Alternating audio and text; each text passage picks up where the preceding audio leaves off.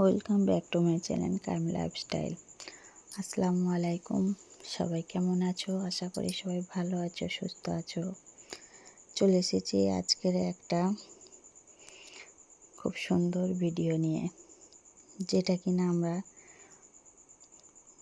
বেঁচে যাওয়া ভাত, বাসি ভাত আমরা ফেলে দিয়ে থাকি, নষ্ট হয়ে যায়। তো সেটাকে আজকের একটা রেসিপি করে দেখাবো, এবং বাসি বেঁচে যাওয়া ভাতটাকে কিভাবে সুন্দর করে তৈরি করে খাওয়া যায় বাড়ি থাকা কিছু উপকরণ দিয়ে। তাতে লাগবে মাত্র একটা ডিম, টমেটো, পেঁয়াজ কুচি আমি আগে থেকেই করে রেখেছিলাম। তো এখন আমি গ্যাস ওভেনের কাছে এসে কড়াইয়ের মধ্যে পেঁয়াজ আর কাঁচামরিচ দিয়ে পেঁয়াজটাকে একটু হালকা ভাজা ভাজা করে নেব। আমার এখন এখানে হালকা ভাজা ভাজা হয়ে গিয়েছে। তো আমি এখানে টমেটো কুচিটা দিয়ে দিলাম, দিয়ে আমি আবার একটু ফ্রাই করে নেব। প্রতিদিন কিন্তু এক মাপের রান্না করা যায় না, অনেক সময় কম বেশিও হয়ে যায়। তো অবশিষ্ট জিনিসটা কি হয়, খেতে ভালো লাগে না, অমনি পড়ে থাকে বা ফেলে দিই। সেটা দিয়েও যাতে নষ্ট না হয়, এরকম যদি একটা সুন্দর একটা রেসিপি তৈরি করে খাওয়া যায়, বোঝাই যাবে না যে এটা বাসি ভাত ছিল। এত মজার ও টেস্টি হয়। তো এখানে আমি একটা ডিম দিয়ে দিয়েছি। ডিমটাকে একটু হালকা করে ফ্রাই করে নেব।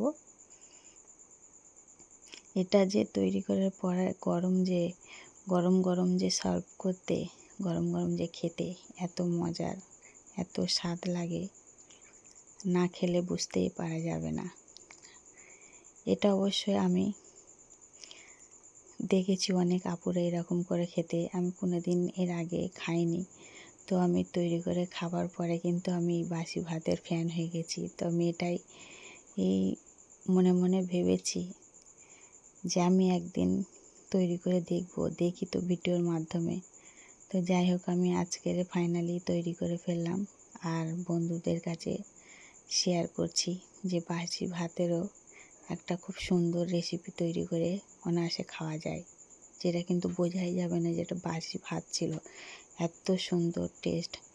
তো আমার ভাজা হয়ে গেছে, আমি কথা বলতে বলতে ভাতগুলো ঢেলে দিয়েছি। দিয়ে আমি এখন এটাকে 2 থেকে 3 মিনিট কড়াইয়ের মধ্যে খুন্তির সাহায্যে ভালো করে নাড়াচাড়া করে নেব। নিয়ে এটা কিন্তু গরম গরমই খেতে বেশি ভালো লাগবে, ঠান্ডা হয়ে গেলে অতটা ভালো লাগবে না। এটা কিন্তু ভালো করে একটু ভেজে নিতে হবে।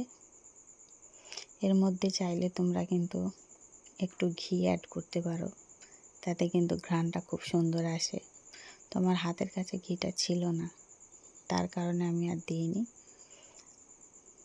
আমার কিচেনের মধ্যে যাই ছিল আমি তাই দিয়ে তৈরি করে নিলাম। মাশাআল্লাহ, খুব সুন্দর খেতে লেগেছিল, বোঝাই যায়নি।